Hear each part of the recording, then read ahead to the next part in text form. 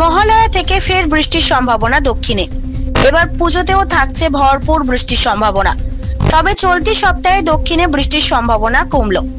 ভারী বৃষ্টির আশঙ্কা দক্ষিণবঙ্গে নেই, তবে উত্তরে চলবে ভারী বৃষ্টি। বাতাসে জলীয় বাষ্প থাকায় ধীরে ধীরে আর্দ্রতাজনিত অস্বস্তি বাড়বে। শুক্রবার বজ্র বিদ্যুৎ সহ হালকা থেকে মাঝারি বৃষ্টির সম্ভাবনা দক্ষিণবঙ্গের বেশ কিছু জেলায়। উত্তরবঙ্গ, লাগোয়া এবং পশ্চিমের কিছু জেলায় বিক্ষিপ্তভাবে হালকা বৃষ্টির সম্ভাবনা বেশি। আপাতত 4-5 দিন ভারী বৃষ্টির কোনো সম্ভাবনা নেই, তবে ভারী থেকে অতি ভারী বৃষ্টির সম্ভাবনা উত্তরবঙ্গের দার্জিলিং, জলপাইগুড়ি, কালিম্পং ও আলিপুরদুয়ারে। ভারী বৃষ্টির সম্ভাবনা কোচবিহারে, মালদা এবং 2 দিনাজপুরে বিক্ষিপ্তভাবে বজ্রবিদ্যুৎ সহ হালকা বৃষ্টির সম্ভাবনা। ধস নামার আশঙ্কা রয়েছে উত্তরবঙ্গের পার্বত্য এলাকায়। নদীর জলস্তর অনেকটা বাড়তে পারে। নিচু এলাকায় প্লাবনের আশঙ্কা রয়েছে। বৃষ্টির জন্য পার্বত্য এলাকার রাস্তায় দৃশ্যমানতা কমতে পারে। বজ্রপাতের আশঙ্কা থাকছে।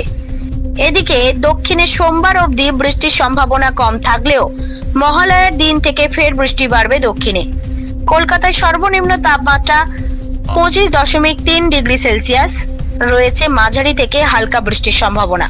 ব্যুরো রিপোর্ট, জেলার বার্তা।